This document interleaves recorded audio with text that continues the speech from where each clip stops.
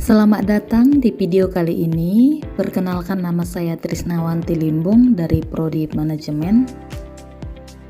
Di sini saya akan membahas mengenai analis struktur pasar pada industri pilihan.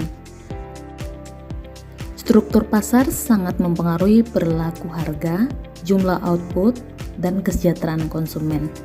Dalam video kali ini, kita akan memilih industri mobil untuk dianalisis, melihat karakteristik pasar, contoh perusahaan, serta dampaknya terhadap konsumen.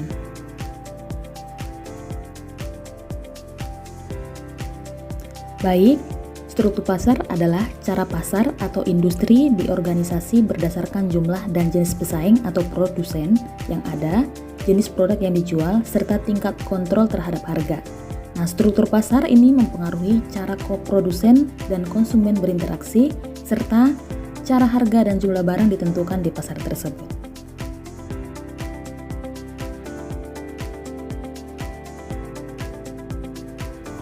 Nah, struktur pasar yang kita pilih pada video kali ini adalah pasar oligopoli atau pasar dengan sedikit produsen besar, banyak konsumen. Berikut karakteristik pasar oligopoli. Yang pertama, ada jumlah perusahaan. Nah, beberapa perusahaan besar yang menguasai pasar, tetapi tidak sebanyak di pasar persaingan sempurna. Nah, kemudian yang kedua, produk homogen atau diferensiasi, yang mana produk ini bisa serupa, namun setiap perusahaan biasanya mencoba membedakan produknya, misalnya melalui fitur atau teknologi. Nah, kemudian yang ketiga, hambatan masuk. Nah, terdapat hambatan yang signifikan untuk memasuki pasar seperti biaya investasi tinggi dan penguasaan merek oleh pemain pasar. Kemudian yang keempat, interaksi antara perusahaan. Nah, keputusan harga dan output oleh satu perusahaan seringkali dipengaruhi oleh keputusan perusahaan lain.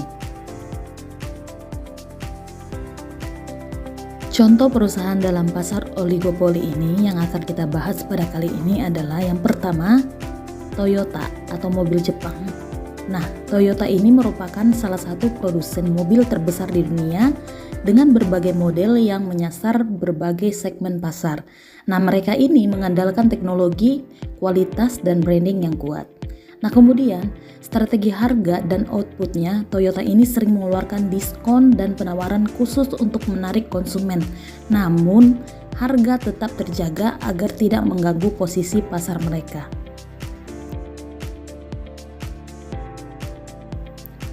Contoh kedua adalah Honda, mobil Jepang. Nah, Honda adalah pesaing utama Toyota dengan produk yang mirip tetapi dengan diferensiasi tertentu pada kualitas dan performa mesin. Nah, kemudian strategi harga dan output, Honda cenderung mengadopsi strategi penetapan harga yang lebih agresif pada model-model tertentu untuk memanfaatkan kekosongan pasar dan menarik konsumen dari pesaingnya. Selanjutnya, analis perilaku harga dan output. Nah, untuk perilaku harga dalam pasar oligopoli, perusahaan seringkali tidak menetapkan harga secara bebas karena mereka mengawasi pesaing. Nah, mereka ini cenderung mengikuti harga pesaing dengan strategi kecenderungan harga atau bahkan melakukan perang harga. Nah, kemudian yang kedua, untuk penetapan outputnya, keputusan output juga cenderung berdasarkan prediksi reaksi pesaing. Nah, jika satu perusahaan meningkatkan produksinya, perusahaan lain mungkin akan mengurangi produksi atau memperkenalkan model baru dengan harga yang lebih kompetitif. Contoh praktis, Toyota versus Honda. Nah, jika Toyota meluncurkan mobil baru dengan harga terjangkau, Honda mungkin akan merespon dengan menawarkan diskon atau memodifikasi produk mereka agar lebih menarik bagi konsumen. Nah, selanjutnya, dampak terhadap kesejahteraan konsumen. Nah, kali ini kita akan membahas terkait dampak terhadap kesejahteraan konsumen.